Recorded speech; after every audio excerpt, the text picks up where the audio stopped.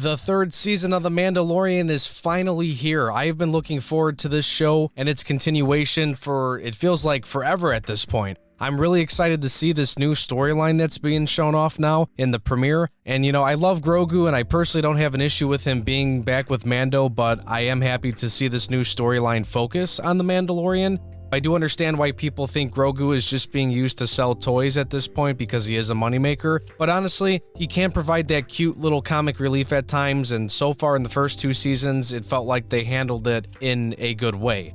It was so refreshing to watch the premiere of Season 3 because this show just feels like Star Wars. All of the vibes are there. The diverse groups of living beings, humans, other aliens and creatures. The soundtrack feels like Star Wars. There's different planets, and of course, you got a little bit of space dogfighting, which is always cool. Cool ships. Everyone in Andor was human. There was like one scene in the whole show that featured other types of aliens and creatures, and it was a quick look. And the soundtrack in Andor was too. And I'm not here to pummel other Star Wars shows, but besides Andor, The Mandalorian has had the best production value of a show that Disney has put on in terms of Star Wars shows. They put 100% effort into everything for this show, and I absolutely love it.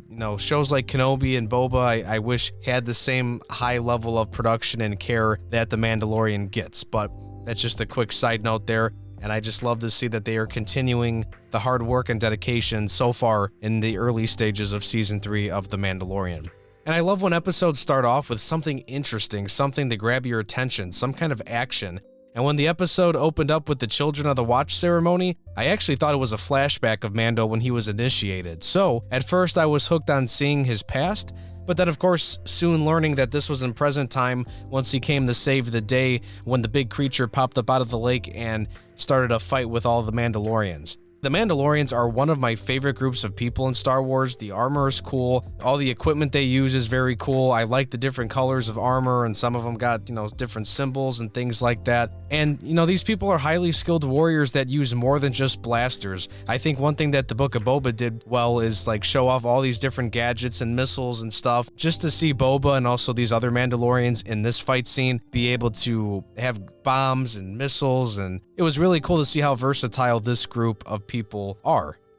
So I liked the fight. I thought it was pretty cool, and I also loved Mando coming in hot with his Naboo starfighter to save the day. I also appreciated his dogfighting scene later on with the pirates. I think those 2 moments really showcased why this new ship of his is actually really cool, and it's going to come in handy. I know some people liked his old ship. You kind of attach that ship to him when you think about him, and it's a bigger ship, so he's going to be able to do a lot more like hauling cargo and stuff and hauling in bounties if he ever goes back to that. But a smaller ship is going to honestly just function in a way cooler way, that in ways that are going to entertain us fans. The small ship, it's a starfighter, so it's going to be quick, it's going to be able to do more tricks, and it does have some decent firepower, as we saw take down that big fish monster, whatever that was.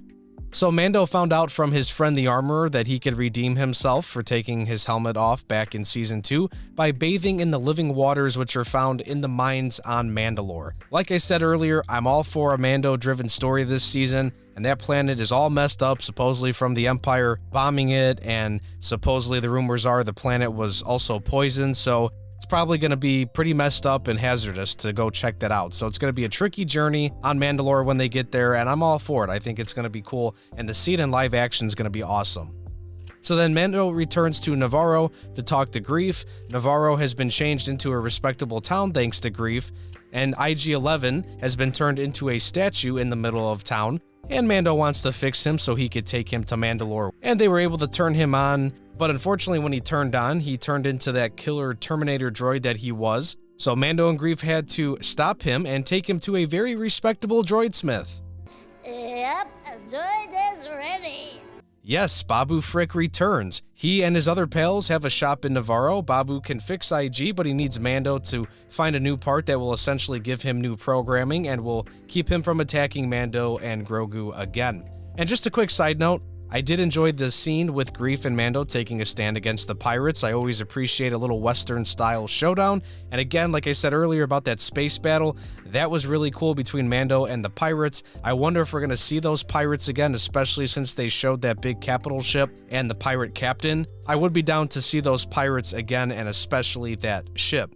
So Mando then goes to visit Bo-Katan, who looks very depressed and she just seems lost as she sits in her chair. By losing the Darksaber to Mando, she lost all of her followers, and really she wants nothing to do with Mando, and I think she gets a little pissed off that he stops by, but she was a little helpful. She did tell him the location of the mines, and honestly, I'm really curious to see what they are going to do with Bo. She's in a state where I think she could go either way, where she could eventually join Mando and maybe they discover that, hey, we could get back to Mandalore, or hey, we can unite the clans and make Mandalore what it once was instead of these civil wars and these different factions of Mandalorians always being at odds with each other. Maybe there's a way to save the planet, or there's a part of the planet that's still salvageable. We'll have to see the state of the planet once they get there. Or Bo can eventually get tired of Mando or get desperate and fight him for control of the sword and for control of Mandalore. I do hope we see a lot of Bo-Katan. I hope she doesn't just pop in and out of this story.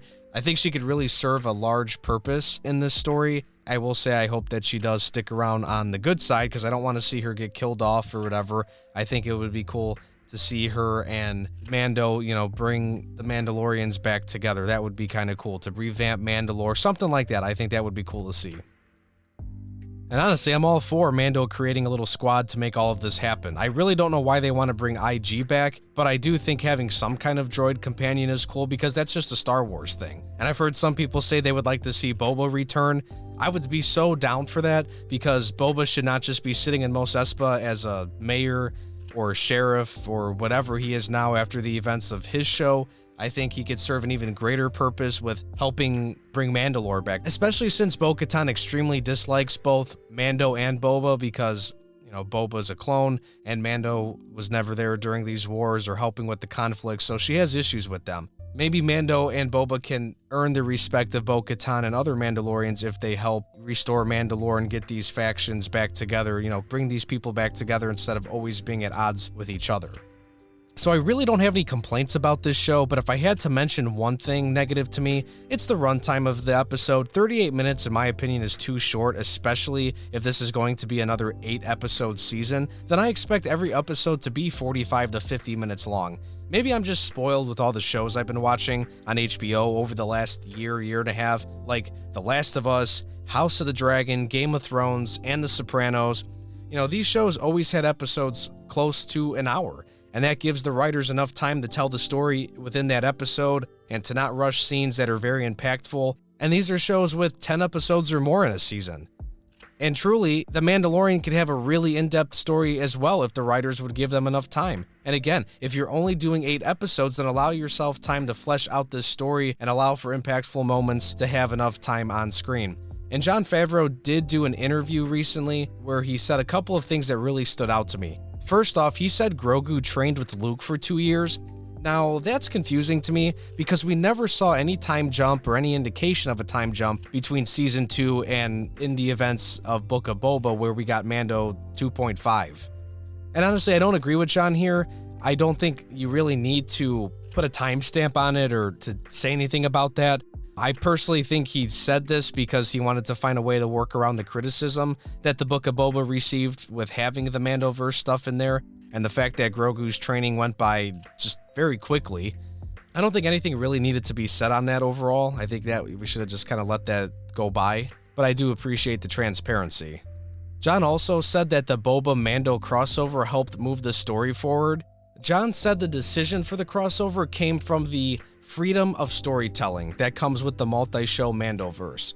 We have characters that exist in both sets of stories, so we can use the opportunity of the Book of Boba Fett to check in on where these characters are. I knew that I didn't want to dedicate a lot of screen time within The Mandalorian to a period of time where there wasn't a lot of character progression. Both Din and Grogu were kind of stuck as far as character progression goes until they were reunited. So my feeling was that it would allow me to do both of those things and freed me up now 2 years later to have a whole new context for these two characters to have a relationship and move forward. Now again, I appreciate the transparency here from Jon, honestly. It's nice to now know what he was thinking and the whole idea of like why they did these things, because I've always wondered about this, especially since that crossover happened last year. I do understand his idea with the crossover, but I don't necessarily agree with it. Honestly, I think he could have left Grogu out of the show for a bit, whether it was for a couple of episodes or for the full season. I honestly would have hated to see Grogu gone, but if it serves a good purpose for the story, then I would have gone along with it. The show is called The Mandalorian after all. For some reason, Disney loves to focus on other characters besides the character whose name is in the title. We saw this happen in Kenobi and Boba, and I really hope it doesn't happen in The Mandalorian. So I do understand where people's worry comes from about Grogu just being there to be a moneymaker and a toy seller. I want to see how this season plays out though before I cast a final judgment on it. Because maybe it doesn't become an issue. Maybe Grogu isn't forced. Maybe he's important to the plot. Maybe he has great character development. We'll have to see. So I think season 3 is off to a great start. I really appreciate when we get content that focuses on people, places, and lore that we've already heard of before. There's so much stuff in Star Wars that we could get more details on, like Mandalore and its people. The culture and the warriors' way of life is really interesting, and I want to see them dive into that. I cannot wait to see live action Mandalore, even if it is pretty screwed up. And I hope we see some legit growth and use of Grogu in this season, and I hope we get a little squad team up, honestly. Maybe Bo-Katan joins as an ally. And I guess I could live with IG coming back too, because you do need a droid. It'd be nice to have a badass droid that could help fight and not have another C-3PO that could be a nuisance at times. Maybe even Boba joins again. You know, Bo-Katan working with but also having conflict with Mando and Boba would be very interesting to see throughout this story. Also, will we see Moff Gideon again? Will we see more of the cloning stuff they hinted to and showed last season? There's many questions to answer, and I really do hope this is another strong season, with episodes being longer than 40 minutes. But for now, I am happy with episode 1. Let me know what you guys think down in the comments. Like the video, share this video, subscribe for more, check out my other Star Wars videos so you could string together all of my thoughts on the franchise and understand where I'm coming from. And honestly, I really do appreciate whatever support you guys could give me as I continue to grow this channel. And be sure to check out my TikTok and Twitter as well at analyzethis_YT. Take care.